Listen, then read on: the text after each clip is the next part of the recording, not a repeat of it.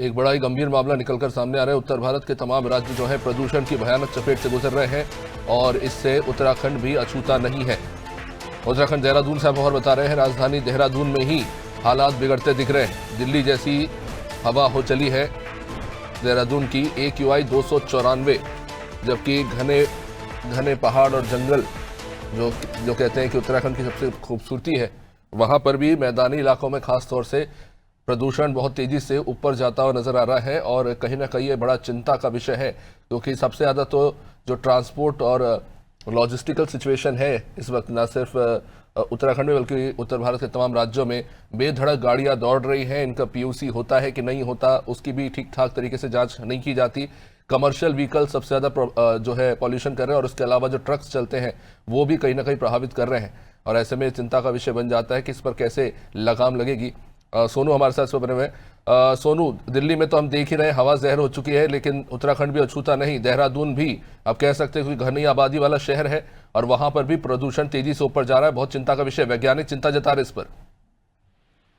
देखिए अभिषेक, ये मामला काफी गंभीर है, क्योंकि आपने स्वयं इस बात का जिक्र किया कि देवभूमि और तपोभूमि उत्तराखंड की राजधानी की जो आबोहवा है, देहरादून अपनी स्वच्छ आबोहवा के लिए ही प्रसिद्ध है, मशहूर है। और ऐसे में अब जब यहाँ की वायु प्रदूषण का जो ग्राफ है वो दिनों दिन बढ़ता नजर आ रहा है और जो संबंधित विभाग के आंकड़ों पर अगर आप गौर करेंगे तो दीपावली के समय पर जो खास तौर पर AQI का स्तर था, अब उससे भी ज्यादा ये ग्राफ बढ़ गया है और ये कहीं ना कहीं वैज्ञानिकों के साथ साथ समाज के लिए भी चिंता का विषय है। आपने स्वयं इस बात को कहा अभिषेक कि जिस तरह से जो वाहन है, खास तौर से कमर्शियल वाहनों की जो संख्या बढ़ रही है, इसको नियंत्रित करने की आवश्यकता है और इस पर सख्ती करने की भी आवश्यकता है।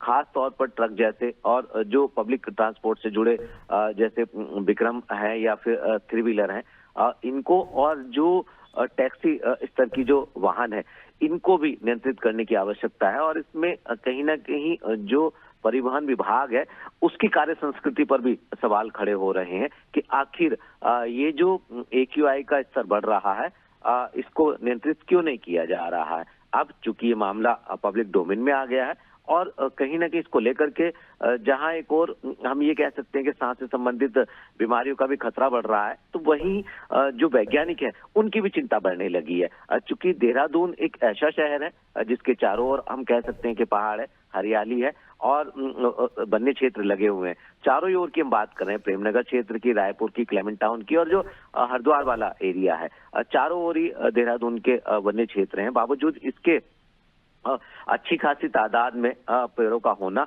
और जो वायु प्रदूषण है उसका खतरनाक स्थिति में ग्राफ बढ़ता हुआ दिखाई देना, ये बेहद ही चिंता का विषय है। अब देखना होगा जो जिम्मेदार विभागों के अधिकारी हैं वो कितनी गंभीरता से इसका समाधान करेंगे और किस तरह से समाज के प्रत्येक तबके को जागरूक करेंगे।